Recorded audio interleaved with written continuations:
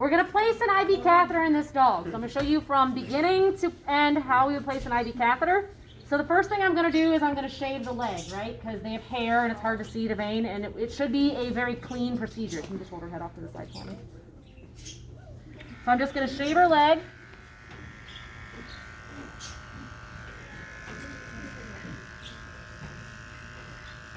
Now, being a long-haired dog, I'm going to shave all the way around because otherwise it's going to interfere with my tape. But if it was a short-haired dog, I wouldn't need to shave all the way around. I would just need to shave where I'm placing the catheter. Does that make sense? Mm-hmm.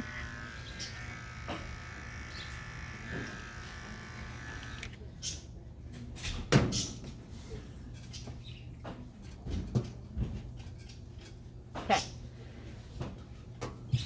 So, the first thing I'm going to do is I'm going to clean the area. So I'm going to put a little alcohol on a 4x4, and I'm just going to wipe the leg clean. Okay? So just like that.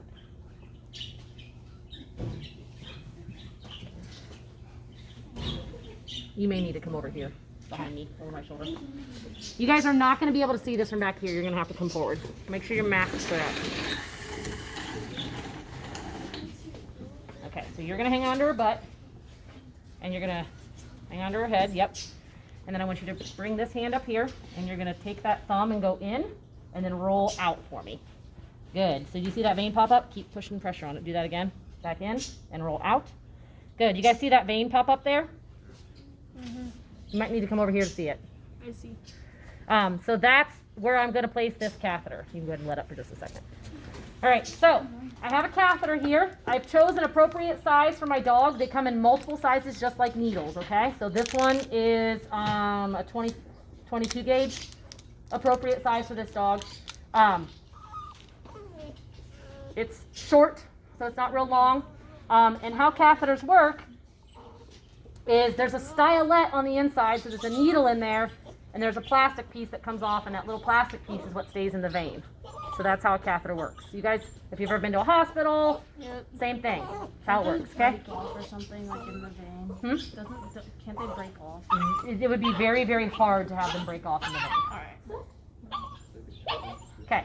So what I'm going to do first is this is just a little bit of fluid out of the bag. You can use flush, which would have heparin in it, which keeps it from clotting. So I'm just going to flush this catheter.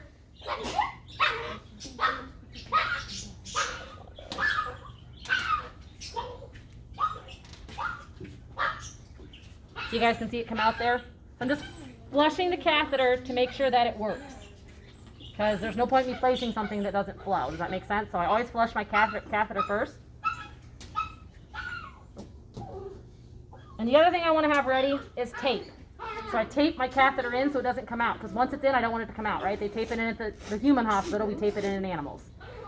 There are 1,000 ways to tape catheters in. This is not something you guys will ever have to do. You guys are not allowed to place catheters unless you become a technician or a doctor.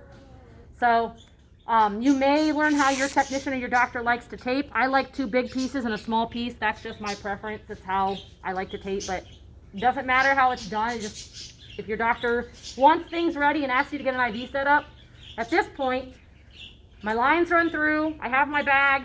I have my catheter out for my doctor. It's been flushed. Or my technician. I have my tape and I have wrap in case we want to wrap it in.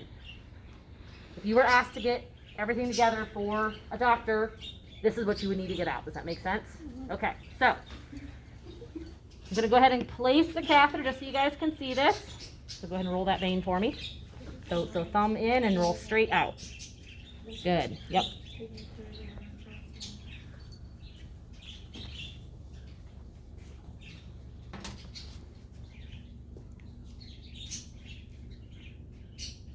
So I'm looking for a flash. Do you see the blood? And then I'm going to feed my catheter down in.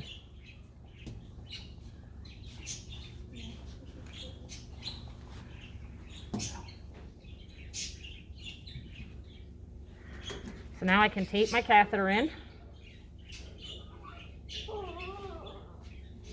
And like I said, this is very personal. It just depends on the person, how they want it taped in.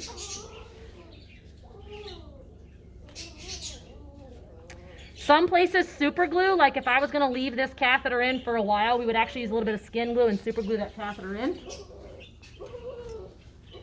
I'm now going to connect my IV line.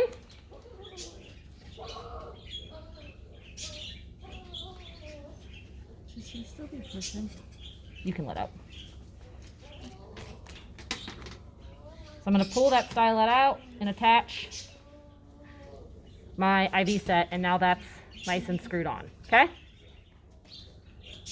Now, in order to keep this from coming out, I'm going to tape it again.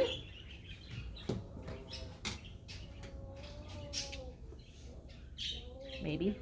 I'm trying not to use my teeth.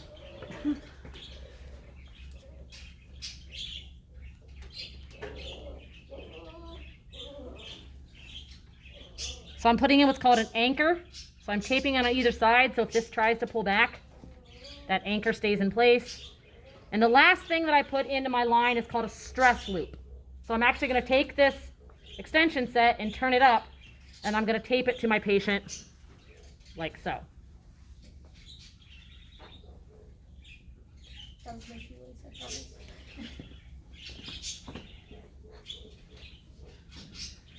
And so with that stress loop then, if this gets pulled on, it's not pulling on the catheter, it's pulling on the line over here. Does that make sense? So we always put in a stress loop in every patient.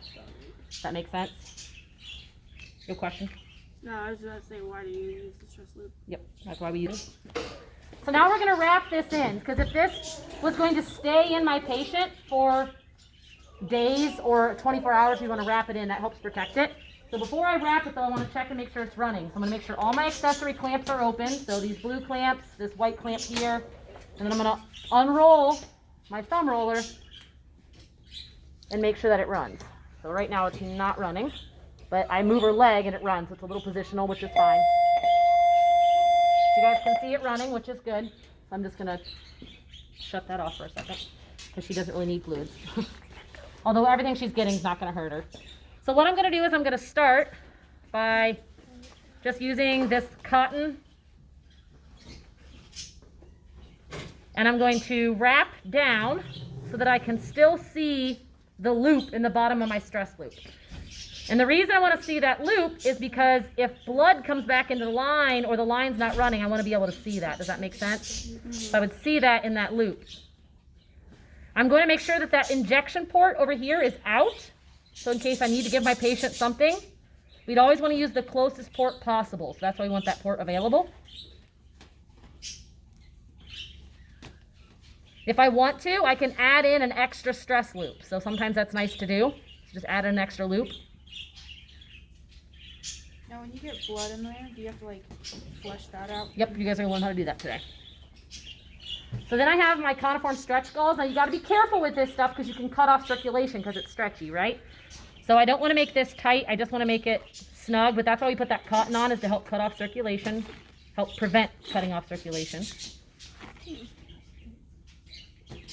Now I'm going to cover this. You guys see how that got covered? We don't want to cover that, but what I can do is I can just make a little slit with my scissors. And now I can see my port.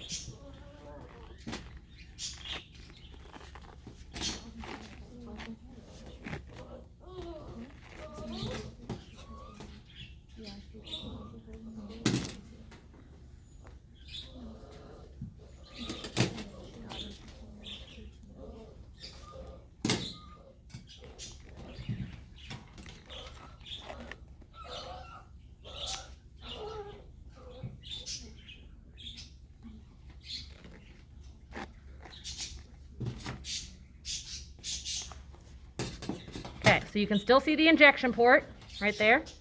I can see both of my stress loops. So that's all fine and dandy. That's exactly what we want. If the bag was not running, I could flush this again to make sure that it's good. Now I want to show you guys something, because look, see how well it's running. So I'm just going to do this for...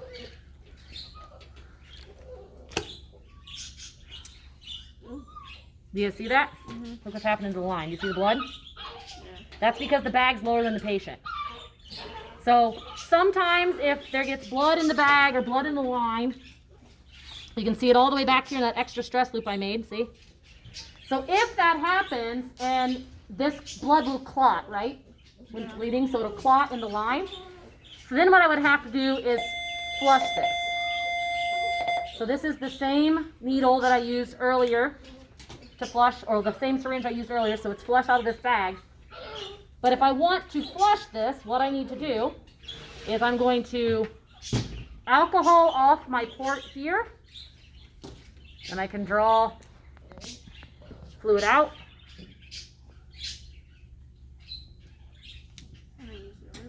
And then I'm going to use this port here to flush the line. And again, I'm going to alcohol it off. Now, why do you guys think we alcohol off our ports? Everything's as clean as possible. So when I'm injecting something into a port, if I do not pinch off the line above where I'm injecting, the fluid will actually just go back up the line. It won't actually go into the patient. So I have to pinch it off. So there's two ways you can do that. One, an accessory clamp like this that clamps off the line. And then I can flush that. So you guys see the blood coming out of the line? Mm-hmm. So that's one way. Or you can simply pinch the line here. So you can just pinch it if it's just going to be quick.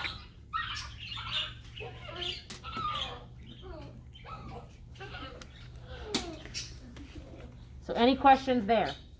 Did the blood just like go back? The blood went back into her body. Okay. Yep, went back into her leg. So you don't have to flush it all out? You just have no, because if I ran this, it would run all the way in. Right. Does that make sense? If you like clotted it, you have to take it all off? Sometimes, yes, you might have to take it all off. So that's what we're going into next, okay?